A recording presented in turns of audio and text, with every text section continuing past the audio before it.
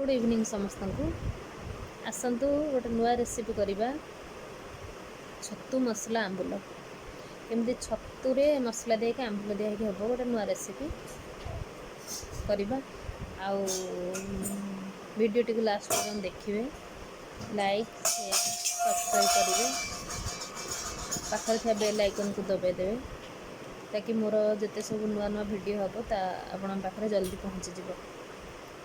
Thank you. छतु आंबुल recipe कौन कौन आवश्यक देखि नियंतु।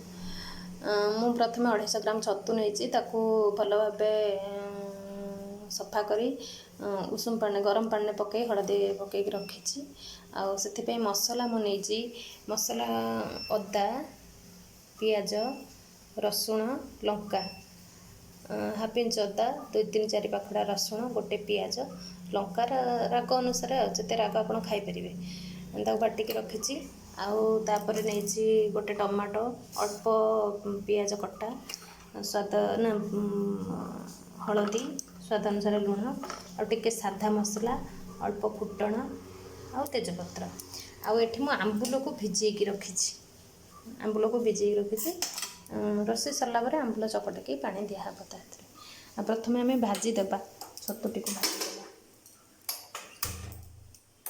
से किसी तेल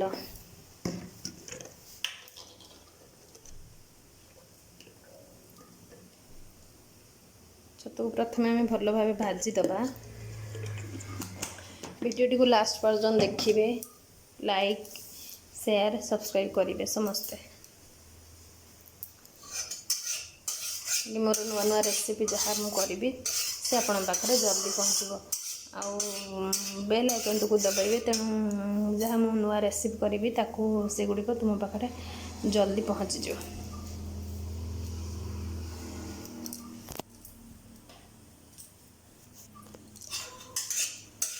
तेल कम देसी कहीं अल्प टे तेल देसी ना छतुरे तेल टे कम देले पुणी मसलार तेल रहा तेणु पुणी मसला दिहला बेले कषा हो तेणु छतुरे टे तेल कम देसी छतु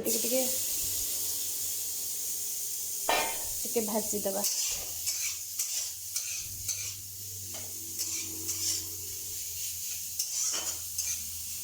लुण आ हलदी पकईदेवा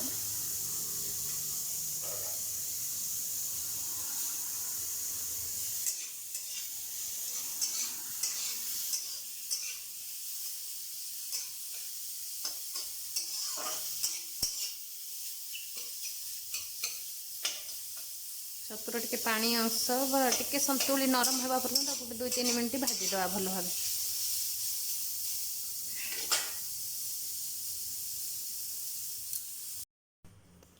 छतु को मुझे भाजिकी बाहर कर संतुली देखो भल भाव संतुली हो पूरा तार पानी अंश किसी ना छतुटी को मुझे भाजिकी भल भाव बाहर कर पुणी थे कड़े आउ थे तेल दबा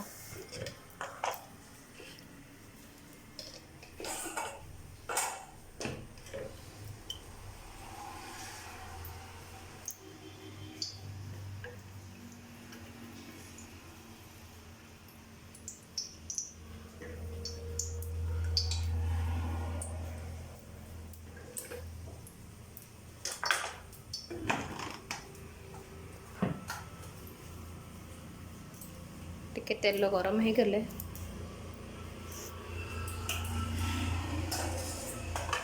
अल्प तेल बेसी तेल दबानी कहीं मसलाटा तो बेसी ना जी अच्छी ठीक अच्छे तेल अल्प दबा अल्प टे फुटण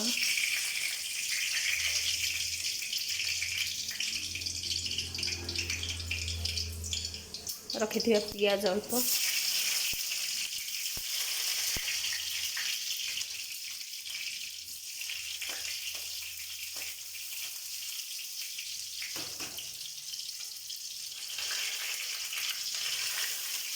तेजपत्र मध्य पकईदेवा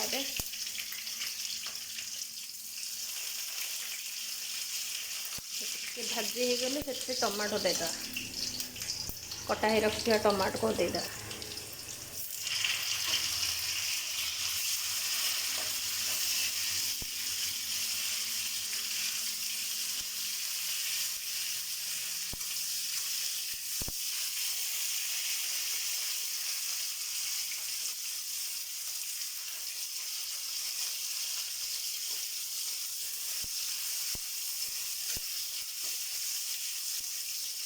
ଟମାଟୋ ଖାଲି ଟିକେ ସିଝିଗଲେ ମସଲା ପଡ଼ିବ।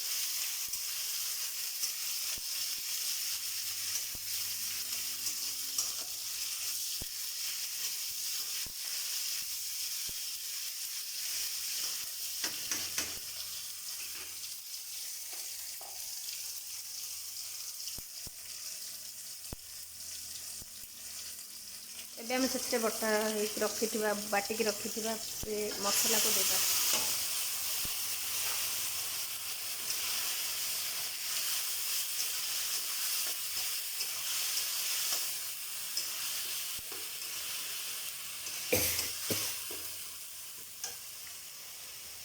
ଲୁଣ ସ୍ୱାଦ ଅନୁସାରେ ଲୁଣ ପକାଇବା, କାହିଁକିନା ଆମେ ପକାଇଥିଲେ ଛତୁରେ ଲୁଣ ପକାଇଥିଲେ, ତେଣୁ କେବଳ ମସଲା ପାଇଁ ଲୁଣ ପକାଇବା।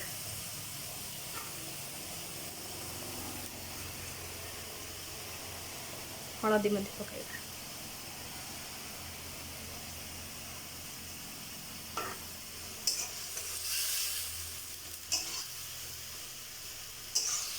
ମସଲାଟି ସିଝିବାକୁ ଛାଡ଼ିଦେବା।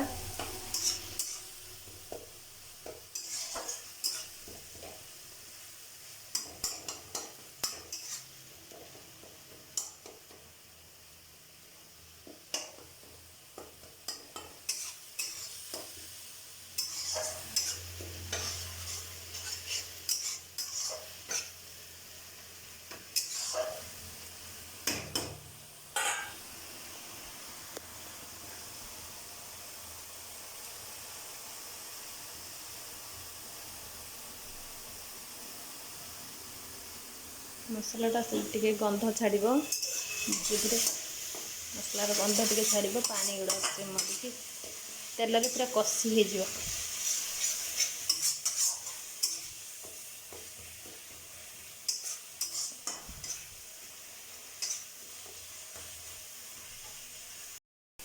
ମସଲା ଏବେ କଷି ହେଇଗଲାଣି, ଭଲ ଭାବେ ଟିକେ ହେଇଗଲାଣି, ବ୍ରାଉନ୍ ବ୍ରାଉନ୍ ଦେଖାଗଲାଣି।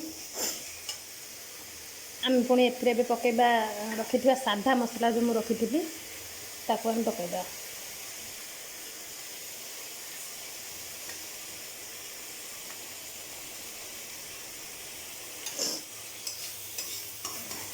ବଜାରରେ ମିଳୁଥିବା ସାଧା ମସଲା।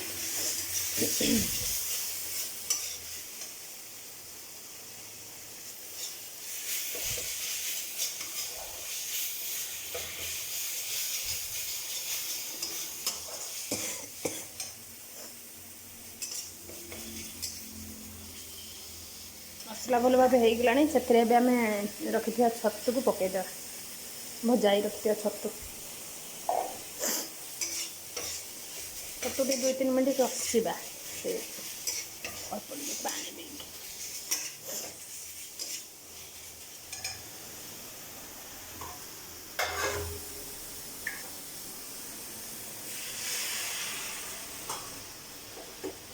ଅଳ୍ପ ଟିକେ ପାଣି ଦେଇକି ସେ ଛତୁଟିକୁ ଭଲ ଭାବେ କଷିବା।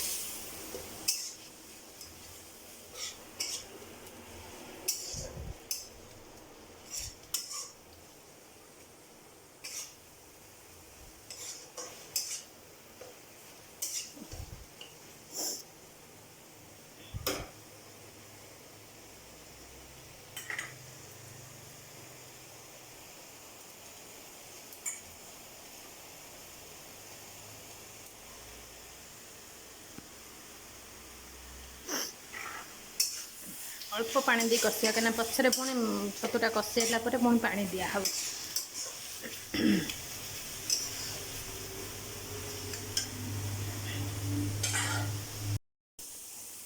ଦେଖନ୍ତୁ ଛତୁ ପୁରା କଷି ହେଇଗଲାଣି ଭଲ ଭାବେ, ଆଉ ତା'ର ପାଣି ଅଂଶ ନାହିଁ, ମସଲା ବି ତା ସହିତ ପୁରା ମିଶିଗଲାଣି, କଷି ହେଇଗଲାଣି ପୁରା। ଏବେ ସେଥିରେ ଆମେ ଯେତିକି ଝୋଳ ରଖିବା ପାଇଁ ପାଣି ଦେଇଦେବା। ରୁଟିରେ ଖାଇବା ପାଇଁ ଅଳ୍ପ ଟିକେ ନହେଲେ ଝୋଳ କରିବା, ଭାତରେ ଖାଇବା ପାଇଁ ଟିକେ ଅଧିକ ଝୋଳ କରିବା, ପାଣି ଦେଇଦେବା। ଭଲ ଭାବେ ଟିକେ ଫୁଟିବ।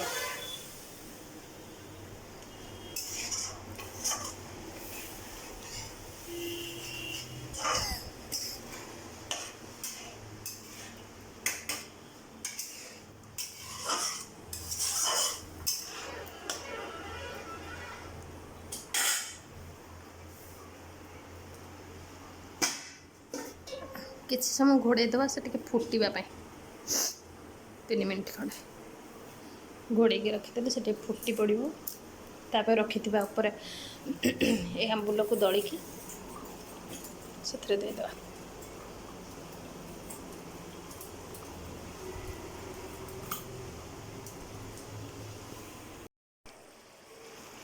ଦେଖନ୍ତୁ ପାଣି ମଧ୍ୟ ମରିଗଲାଣି। ଯେତିକି ରଖିବା କଥା ରଖିବେ। ଭଲ ଭାବେ ପୁରା ହେଇଗଲାଣି। ଏଥିରେ ଚକଟିକି ରଖିଥିବା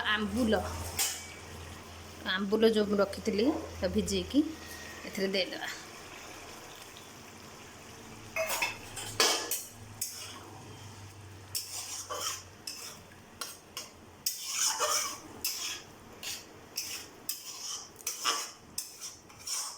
ଟିକେ ସମୟ ଫୁଟିବାକୁ ଛାଡ଼ିଦେବା।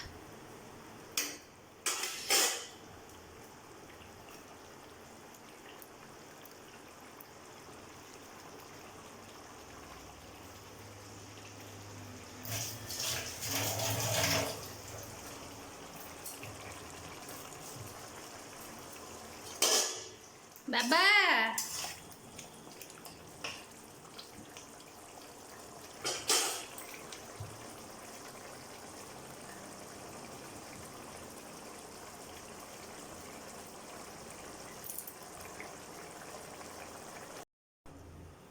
ଦେଖନ୍ତୁ ଆମର ଏବେ ପ୍ରସ୍ତୁତ ହେଇଗଲା ଛତୁ ଆମ୍ବୁଲ ରେସିପି।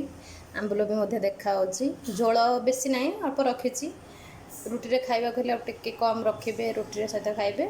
ଭାତରେ ହେଲେ ଟିକେ ଝୋଳ ରଖିବେ। ଆଉ ସମସ୍ତେ ଜଣାଇବେ କମେଣ୍ଟରେ କେମିତି ହେଇଛି। ଏ ରେସିପିଟି ସମସ୍ତେ ତିଆରି କରି ଘରେ ଖାଇବେ। ଆଉ ଭିଡ଼ିଓଟିକୁ ଲାଷ୍ଟ ପର୍ଯ୍ୟନ୍ତ ଦେଖିବେ, କମେଣ୍ଟ କରିବେ, ସେୟାର କରିବେ, ସବସ୍କ୍ରାଇବ୍ କରିବେ। ତାକି ବେଲ୍ ଆଇକନ୍ ପାଖରେ ଥିବା ବେଲ୍ ଆଇକନ୍କୁ ଦବାଇ ଦେବେ। ତେଣୁ ମୋର ନୂଆ ନୂଆ ରେସିପି ଯାହା ମୁଁ କରିବି ସେଗୁଡ଼ିକ ଆପଣଙ୍କ ପାଖରେ ପହଞ୍ଚିଯିବ। Thank you. ଘରେ କରିକି ଖାଇବେ ଆଉ ମୋତେ କହିବେ କେମିତି ଲାଗୁଛି ଛତୁ ଆମ୍ବୁଲ ରେସିପି।